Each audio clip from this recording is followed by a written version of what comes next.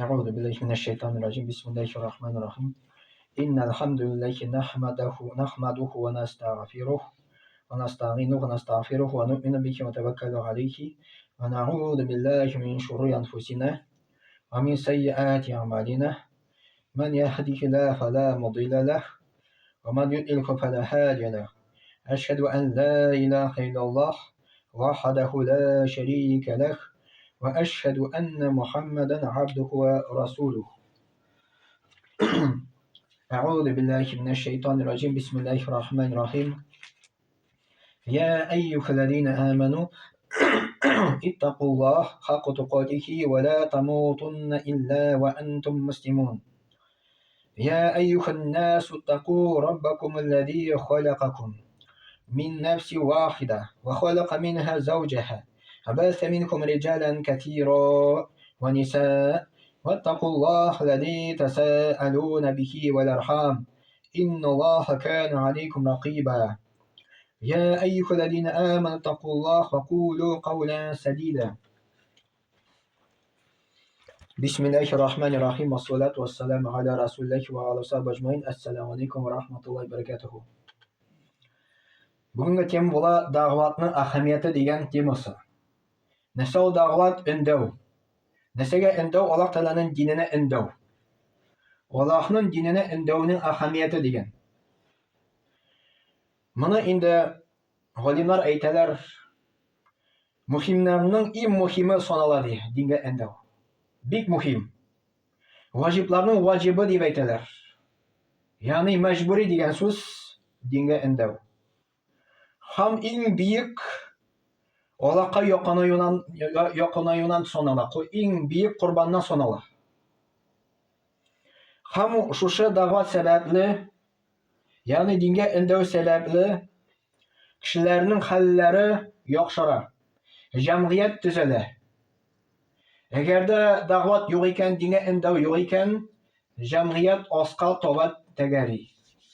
Хәтта цивилизация алга барса да, культурасы, аның әдәбе, әхлагы түбән төшәчәк, әгәр дә дингә үндәү булмаса. Мәсәлән, безгә мисал Совет заманында безнең беләбез әби бабай, безнең хәтта сезнең әниләрегез дә әле динне көчле тотканнар. Нандары бон килде, дин көчсезләнде. Дин тотарга артык ирек бирмәделәр. Рухсат бирмәделәр, мәчетләрне бетерделәр. Инәсә килеп чыкты 70-80 елларда әхлак түбәнчелеккә төште. 90 елларда рекетизм китә башлады, рекетлар күбәйде. 80-90 елларда эчүчелек күбәйде. Менә мин истәм ише кичкенә вакытында, мәктәпкә йөргән вакытында армияга заталар хәмер белән, армия кайткач хәмер эчәләр. Никах хәмер белән үтә иде.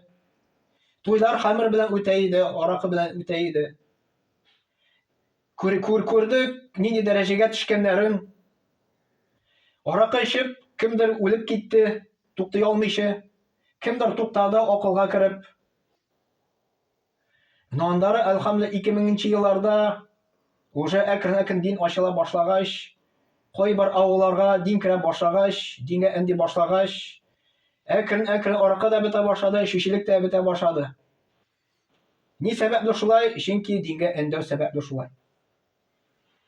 Мөхәммәд пәйгамбәр саллаллаһу вакытында Мәдинәгә күчкәч, Мөхәммәд пәйгамбәр саллаллаһу Мәккәдән уланда ислам дәүләтне баракка китерә башлады.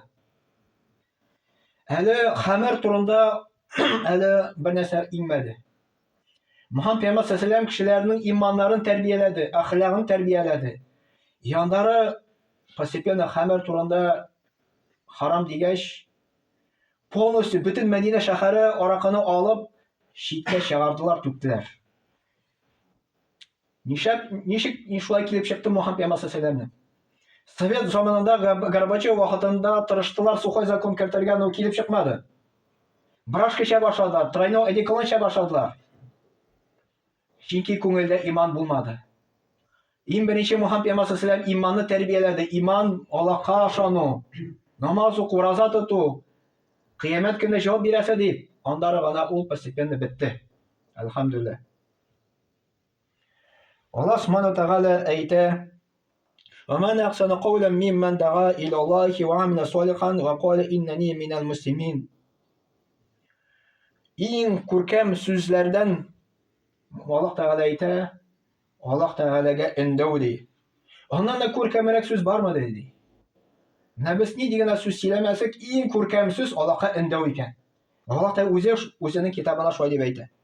وَعَمِلَ صَالِحًا ham izg'an amallar deydi. وَقَالَ إِنَّنِي مِنَ الْمُسْلِمِينَ dürüstten min Müslümanlardan deyip aytuşu deydi Allah Teala aytdi. Muhammed Peygamber sallallahu aleyhi ve sellem aytdi, kimde kim hidayetga indadi deydi, to'g'ri yo'lga indadi deydi.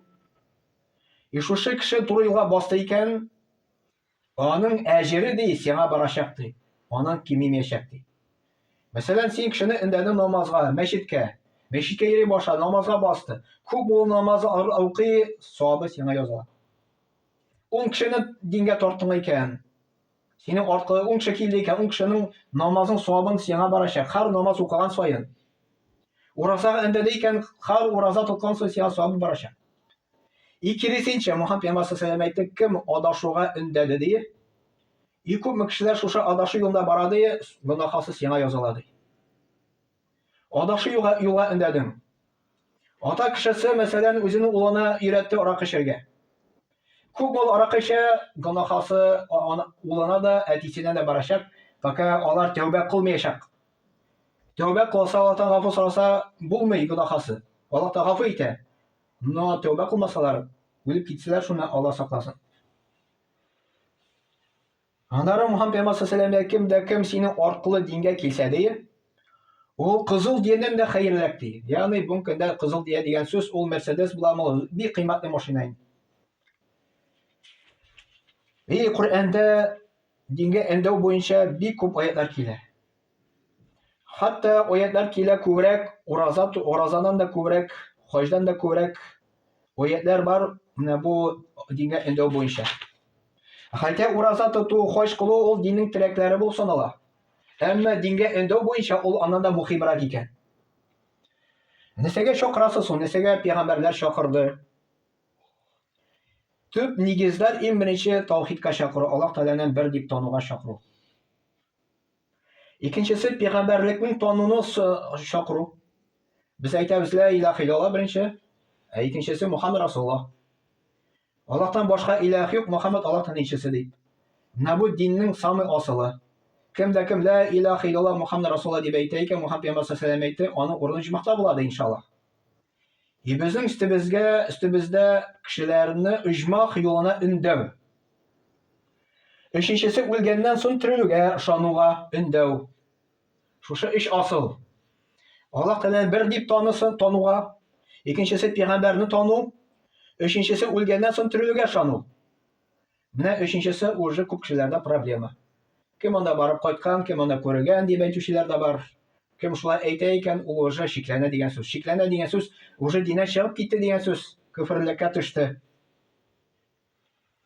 Chaqiruvchilar ular kimlar? U payg'ambarlar, elchilar, g'olimlar, g'odi kishilar.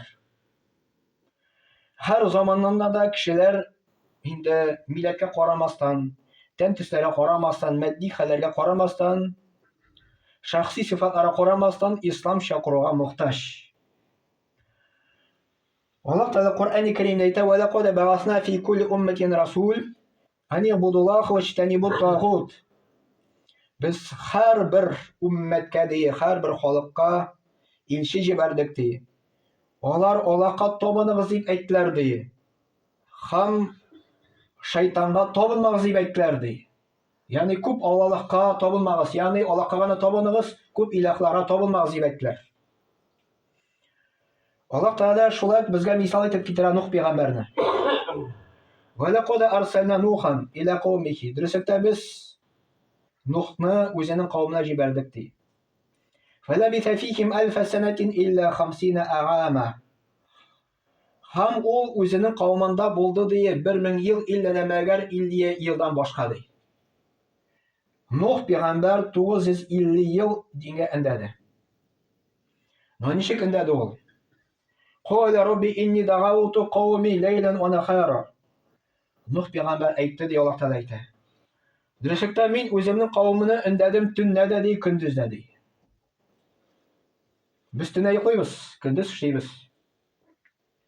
Felem yezidukum duai illa firara. Onlar benden koştulardı. Min halıkını indim, onlar benden koşadı. Ve inni kullama da'awtukum litagfiru lahum ja'al asabi'ahum. Allah Teala aytdi, Nuh peygamber aytdi diye.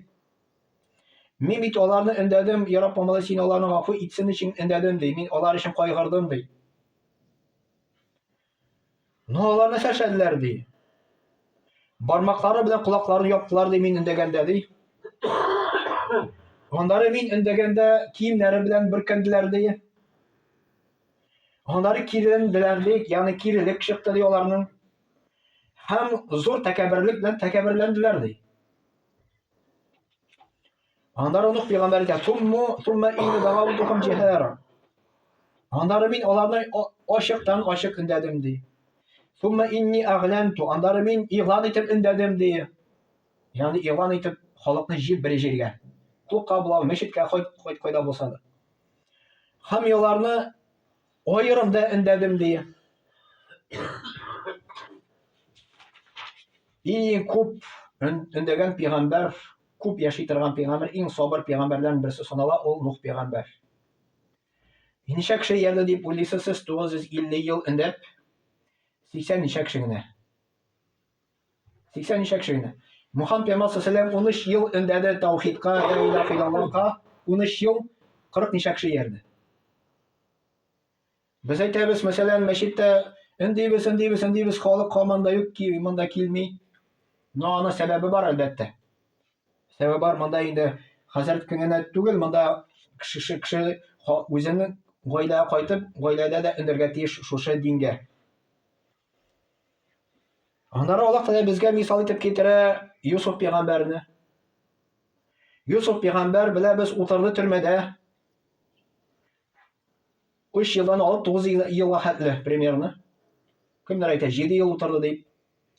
И несмотря на то, что onda охранниклар көп, бик тар урын, ул барыбер дингә эндәүне ташламады, дингә эндәде ди Аллаһ Тәгалә әйтә. Muhammed Peygamber sallallahu aleyhi ve sellem үзенең гомер буе бөтен шуңар бирде дингә эндәү. Аллаһ Тәгалә Коръән-и Кәримдә әйтә: "Удгу иля сабили раббика бил хикмати вал мавгизати хасана ва жадилкум биллати хи ахсан." Rabbin yoluna indədi hikmət bilən deyir. Motor və haz bilən indədi. Hamları yaxşı spor bilən alar bilən sporlaşdı. İbn Qayyim degan zor alim ilk zamanda yaşagan şuşa oyatqa anlatma biri. Allah Teala işkə böldi deyir şuşa oyatda dinə indəvini. Зависимо сен kimni indiysin. Allah Teala aytı Rabbin yoluna indədi. Allah Teala bunda aytmadı, Allah Rabbinga inde deyip, yoluna inde deyip aytdı. Ne için yoluna inde? Ne için Rabbinga tugun, ne için Allah'a tugun, Allah'ın yoluna? Mesela kimdir vafşe meşitke yirmi? Biz onu inde ve sende kil meşitke deyip. Kile meşitke o Allah'ın yoluna bastı. Cuma yeri başa o Allah'ın yoluna bastı. Kimdir cuma yeri indi? Beş vakit namaz okumay. Biz onu indimiz, eyde 5 vakit namazga bastıyıp Allah'ın yolunu dayışı pırıldaşa gittiler. 5 vakit namazga bastıyken eyde Allah'ın yolunu dayışı var orazaga. Dayışı var hacga. Her bir kişi özünün yolunda tura. Her bir kişi tırşırga tiyiş dayışı üserge. Cimga yeriyken elhamdülillah. Onu da tutamazga. Постепенно bir namazga basarga, 2 namazga basarga, 5 namazga basarga. Ham Allah Teala birinci orunga koydu dinge endavini hikmet bilen endedi. İkinci orunga koydu motor ve gaz siledi. Üçüncü orunga koydu, üçüncüsün yaxşı spor bilen sporlaştı. İbn Qayyim degan zor alim ayta, şuşa ayetga anlatma bergende kimni biz dinge hikmet bilen derge tiyishdi. Кем хакны ярата, ул аны ишетә, ярата һәм хаклыкны та бар икән, ягъни намазга басты икән, без аны хикмәт белән өндибез. Иң беренче Аллаһ Тәгаләне тануга, Пәйгамбәр саллаллаһу тануга, аннары намаз укырга, ураза тотарга, кыямәт көне постепенно шулай итеп өйрәтәбез. Матур вагыз сөйлә дигәндә, кемгә матур вагыз сөйләргә тиешбез? Кем хаклык белән шөгыльләнми, намаз укымый, ураза тотмый, но хакны ишетсә, ул аны тәэсирләренә намазга басарга мөмкин. Мәсәлән, ашларда икән. Без анда матур вагыз сөйлибез. Өченчесе, икесе кабул итмәде икән. Ягъни хикмәт белән әндәне не получилось, матур вагыз сөйләне не получилось. Киреләнә кеше, моны инде матур спор белән спорлаш ди Аллаһ Тәгалә әйтә. Спорлашканда Аллаһка өндә үзеңә түгел. Ачу чыгарма, матур тавыш белән өндәш.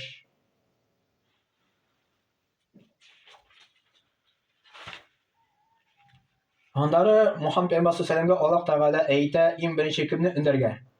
Ва анзир аширатакал муқаррабин, иң беренче ди үзенең гаиләңне өндә ди дингә ди. Иң беренче без үзебезнең гаиләне өндибез дингә. Хатынны, балаларны. Мухаммад пәйгамбәр саллаллаһу әйтә, һәрбер кеше ди җаваплылык тота ди үзенең көтү өчен ди. Ир кеше ул көтүче ди.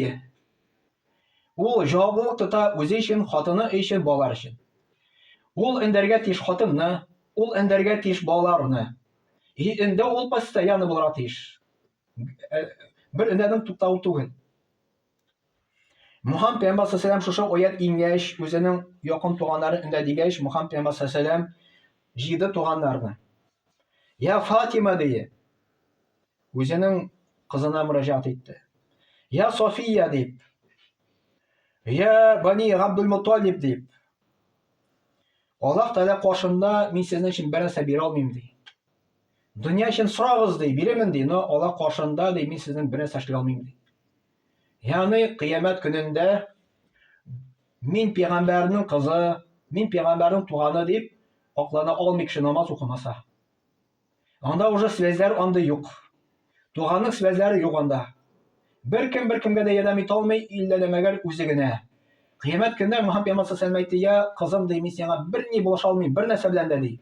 Только үзең намазга бассаң, ураза тотсаң, Аллаһка табынсаң, Аллаһ Тәгалә сине җумака кертә ди. Ә минем аркылы син ништан мисә бер нәрсә эшли алмыйм ди кыямәт көндә ди. Андары дәгъват кылганда, дингә өндәгәндә кирәк рәхимлек белән өндәргә. Матур тавыш белән өндәргә. Чөнки рәхимлелек, матур тавыш, матурлык ул кирелекне бетерә кешенең. Мәсәлән, кирелек чыкты икән кешедә, син кирелекне чыгардың, ул вакытта килеп чыкмый. Теге кешедә кирелек чыкты икән, син матур, йомшак белән өндисең аны. Ачуны чыгармыйча. Ток шулай гына була дингә өндәргә. Аллаһ Тәгалә әйтә, факуля лаху каулян лейла, лааллаху ятадаккару ау яхша. Аллаһ Субханаһу Тәгалә Харун белән Мусаны Фиргавнга җибәргәч, Фиргавн булды иң яман кеше дөньяда. Сабый балаларны үтерде, үзене Аллаһ урынына куйды. И несмотря на это, Аллаһ Тәгалә әйтә, бар аларга матур тавыш белән, йомшаклык белән өндәди. Нинди генә тиран булмасын, нинди начар кеше булмасын, Аллаһ Тәгалә әйтә, аларга матур өндәшти. Матур итеп дингә өндәди, начарлык белән түгел ди. Мухаммад пәйгамбәр саллаллаһу әйтте, үзенең кардәшеңә елмайсаң ди, ул сиңа садака була ди. Мухаммад пәйгамбәр саллаллаһу безгә әйтә, елмаеп дингә өндәргә. Матур тавыш белән өндәргә, күңел белән, теге аны өчен кайгырып, орышып түгел. Мәсәлән, безнең ачу чыкты икән, без аны кычкырып атабыз, орышып. Шул вакытта аны орышканда без кем өчен орышабыз моны? Безнең нәфес дигән әйбер бар. Безнең нервга тиделәр. Тәкәбберлек уянды безнең. И без кешене орышабыз. Ул Аллаһка алай итеп өндәп булмый. Мухаммад пәйгамбәр саллаллаһу ничек кенә рәнҗетмәделәр, ул үзе өчен бер кашанда ачу чыгармады. Үзе өчен. Аны даже мулай тоттылар, даже селкеттеләр. Я Аллаһны, я Мухаммад дип, миңа садака бир дип. Мухаммад пәйгамбәр саллаллаһу елмайды да, бар садака бирегез дип әйтте аңар. Безне булай итеп диртәсәләр, без аны берне тундырыйк аңар. Мухаммад пәйгамбәр саллаллаһу шундый булган. Безгә елмая куштар, Мухаммад пәйгамбәр саллаллаһу әйтте.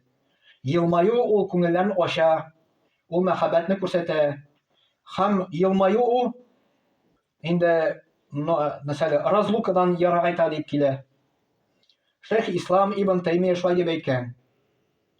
Дингә өндәүчегә обязательно булырга кирәк ди, сабыр булырга кирәк ди. Анда чөнки проблемалар чыга дингә өндәгәндә. Әгәр дә ул йомшаклык күрсәтмәсә, сабыр булмаса ди дингә өндәгәндә, аның зыяны күбрәк була ди, файдага караганда ди. Поэтому сабырлык белән өндәгәргә кирәк, һәм йомшаклык белән өндәргә кирәк безгә динебезгә. Шулай ихласлык кирәк, Аллаһка өндәргә кирәк үзебезгә түгел. Әгәр дә без дингә өндәмәсәк, үзебезнең гаиләләребезне, иң беренче, Мөхәммәд пәйгамбәр саллаллаһу алейһи ва саллям моны искә төшерде нәрсә белән? Корабль белән. Корабльдә ди ике төркем бара ди. Астагы төркеме бар ди, өстәге төркеме бар ди. Астагы төркем аларга су эчәргә кирәк булганда, өстәге кешеләрне ди алар борчыганнар, чтобы теге аларга су бирсен. Астагы төркем корабльдә барганда бер-берсенә берсе әйтте икән, "Нишләп без өстәгесен борчыйбыз?" ди. Әйдә, тишек тишәбез дә, шунда гына су алабыз ди. Мөхәммәд пәйгамбәр саллаллаһу алейһи ва саллям әйтте, әгәр дә өстәгеләр ди, буларга ирек бирсәләр ди, тишек тишәргә ди, бөтен корабль бата ди. Бөтен сүләләр. Но әгәр дә өстәгеләр ди, буларны туктатсалар ди, бөтенесе исән кала ди. Ни өчен моны мисал китерде? Әгәр дә без дингә өндәмәсәк, нәкъ корабльдә кебек булабыз. Без мәсәлән өстәге, атыгы кешеләр аста баралар. Biz onlarni ündəməsək diнгə, bütün cəmiyyət buzula. Bütün cəmiyyət naşarlıqqa düşə, buzulluqqa düşə, haramğa düşə. Biz özümüzün birinci gailəni ündərgə tiyiş, namaza, uraza, hacığa, һәм башка әйбергə. Haramdan тыйырга tiyiş. Яндары шул сәбәпле Аллаһ бәрәкәтен бирә. Субханак ва бихамдик, ашһаду ан ла илаха илля астагфирука ва атубу илейк. Вассаламу алейкум.